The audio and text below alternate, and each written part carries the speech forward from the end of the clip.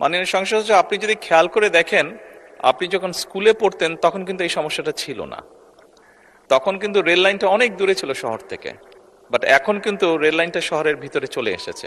অর্থাৎ মানুষ জনসংখ্যা বাড়ার সাথে সাথে শহরের পরিধিটা বেড়েছে। আপনি যে বাইপাসের কথা বললেন, আমি আমার নিজ শহর, নিজ ডিস্ট্রিক্টের কথা বলতে পারি।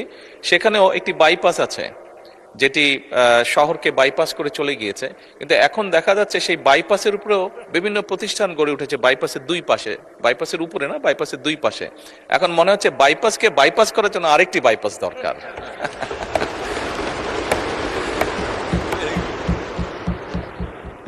সেই জন্য মাননীয় সংসদ সদস্য,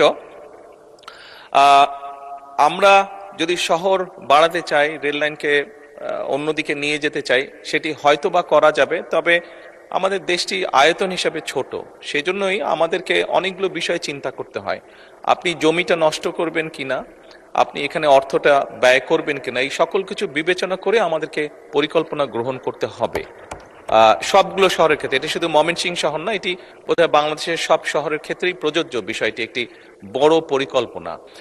আপনি নির্দিষ্টভাবে যেটি বলেছেন মাননীয় স্পিকার, মাননীয় সংসদ সদস্য, সেটির উত্তরটা এই মুহূর্তে আমার কাছে নেই। আপনি যদি নোটিশ দেন, আপনি যদি প্রশ্নটি পাঠান, ইনশাল্লাহ আপনাকে আমরা সঠিক প্রিসাইজ উত্তরটি দিতে সক্ষম হব। ধন্যবাদ।